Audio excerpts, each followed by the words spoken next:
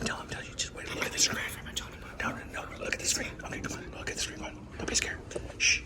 Hang on, just the screen. Oh my God. Hang on.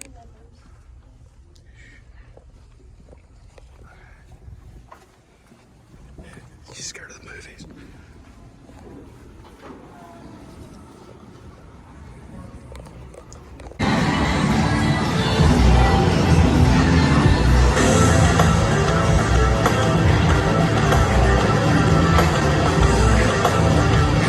At this point, R2 has taken Birdman up on the side of the building, and let's see if I can show you Birdman.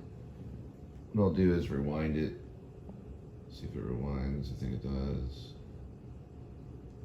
I think if I press this button right here, I can show you.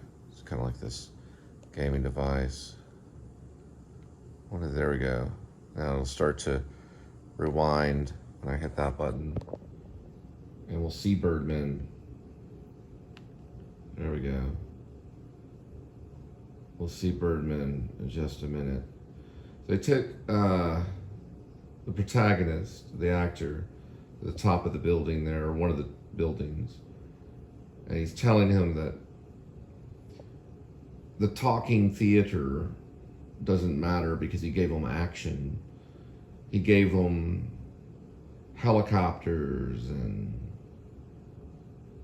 I don't know, like missiles, and he gave them action rather than everything else. This world is tied in perfection and order. Everything is. And that's why we go into malls and shoot people. That's why it happened in Allen, Texas, because of order. It's because of the Catholic Church. Because of this guy that made this film. He was the one that went in there with the AR-15 and shot all those people. He did it with his mind. He does it every day. Here he is coming down rather than going up. And R2 wanted him to come down, but I had him go down. And R2 wanted him to go up, and I had him go to the sidewalk. Because of evil, these people will be stopped. I will control the Congress, and we will build the wall and make sure that their stink is hidden, that we can no longer smell them, and their putrid, and their marijuana, and their alcohol. We will erase them from history by knowing how they think. And this is the moment where the bird is looking over Birdman, and we're going to see Birdman in a minute. He had to create all of this stuff so he could control. So he could be controlling. There he is. There's his Birdman. So like the angel he is, here's Michael Keaton flying over the city. And he finally becomes like Birdman in his mind. It's all something that's in the mind. I think that's what he was saying in Birdman, that it's in the mind. So they're reading the review. The Unexpected Virtue of Ignorance is the title of the review. Birdman, The Unexpected Virtue of Ignorance is the title of the movie. But the review is The Unexpected Virtue of Ignorance. It kind of reminds me of one of my plays. I originally wrote a play called Homesickness that was later called Homesickness for a Broken World.